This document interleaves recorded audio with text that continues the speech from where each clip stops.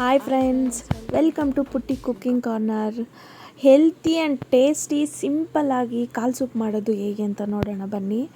ಸ್ವಲ್ಪ ಹಸಿಮೆಣ್ಸಿನ್ಕಾಯಿ, ಒಂದು 5-6 ಒಣಮೆಣ್ಸಿನ್ಕಾಯಿ, ಒಂದು ಸ್ವಲ್ಪ ಧನಿಯಾ, ಒಂದು 2 ಟೇಬಲ್ ಸ್ಪೂನಷ್ಟು ನಾನು ಮೆಣಸು ಹಾಕ್ತಿದ್ದೀನಿ, 1 ಟೇಬಲ್ ಸ್ಪೂನಷ್ಟು ಜೀರಿಗೆ, ಸ್ವಲ್ಪ ಲೈಟಾಗಿ ಆಯಿಲ್ ಹಾಕ್ಕೊಂಡು ಚೆನ್ನಾಗಿ ಫ್ರೈ ಮಾಡ್ಕೊಳ್ಳೋಣ. ಇವಾಗ ಮಿಕ್ಸಿ ಜಾರ್ಗೆ ಸ್ವಲ್ಪ ಕೊತ್ತಂಬರಿ, 1 ಟೇಬಲ್ ಸ್ಪೂನಷ್ಟು ಶುಂಠಿ ಬೆಳ್ಳುಳ್ಳಿ ಪೇಸ್ಟು ನಾವು ಆವಾಗಲೇ ಫ್ರೈ ಮಾಡ್ಕೊಂಡಿಟ್ಟಿದ್ವಲ್ಲ ಅದು ಹಾಕ್ಕೊತಿದ್ದೀನಿ, ಮತ್ತು 1 ಈರುಳ್ಳಿ ಅಷ್ಟು ಹಾಕ್ಕೊತಾ ಇದ್ದೀನಿ. ಇವಾಗ ಒಗ್ಗರಣೆಗೆ ಇಟ್ಕೊಳ್ಳೋಣ. ಒಂದು 2 ಟೇಬಲ್ ಸ್ಪೂನಷ್ಟು ಆಯಿಲ್ ಹಾಕ್ಕೊಂಡು 1 ಈರುಳ್ಳಿ ಇಟ್ಟಿದ್ದೀನಿ. ಫ್ರೈ ಆಗಿದೆ, ಬ್ರೌನ್ ಕಲರ್ ಬಂದಿದೆ. ಇವಾಗ ನೋಡಿ ನಾನು ಕಾಲು ಹಾಕ್ಕೊತಾ ಇದ್ದೀನಿ. ಕುರಿ ಕಾಲು ತರಿಸಿದ್ದೀವಿ ನಾವು. ಯಾರ್ಯಾರು ಇನ್ನೂ ನನ್ನ ಚಾನಲ್ನ ಸಬ್ಸ್ಕ್ರೈಬ್ ಮಾಡ್ಕೊಂಡಿಲ್ವೋ ಪ್ಲೀಸ್ ಸಬ್ಸ್ಕ್ರೈಬ್ ಮಾಡ್ಕೊಳ್ಳಿ, ಶೇರ್ ಮಾಡ್ಕೊಳ್ಳಿ. ನಮ್ಮನ್ನೆಲ್ಲ ಸ್ವಲ್ಪ ನೀವೇ ಬೆಳೆಸ್ಬೇಕು ಫ್ರೆಂಡ್ಸ್. ಇವಾಗ ಅದಕ್ಕೆ ನಾನು ಉಪ್ಪು ಹಾಕ್ಕೊತಾ ಇದ್ದೀನಿ. ರುಚಿಗೆ ತಕ್ಕಷ್ಟು ಉಪ್ಪು ಹಾಕ್ಕೊಳ್ಳಿ. ಸ್ವಲ್ಪ ಅರಿಶಿನ ಹಾಕ್ಕೊತಾ ಇದ್ದೀನಿ, ಒಂದು ಅರ್ಧ ಟೇಬಲ್ ಸ್ಪೂನಷ್ಟು ಅರಿಶಿನ ಹಾಕ್ಕೊತಾ ಇದ್ದೀನಿ.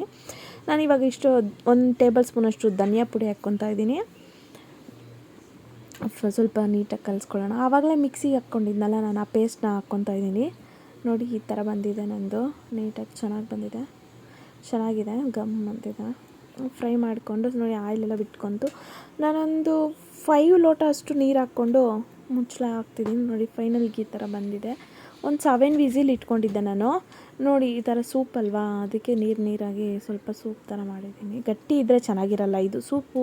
ಸ್ವಲ್ಪ ನೀರಾಗಿದ್ದರೆ ನೋಡಿ ಈ ಥರ ಇದೆ. ಫೈನಲಾಗಿ ಚೆನ್ನಾಗಿದೆ, ತುಂಬ ಚೆನ್ನಾಗಿದೆ.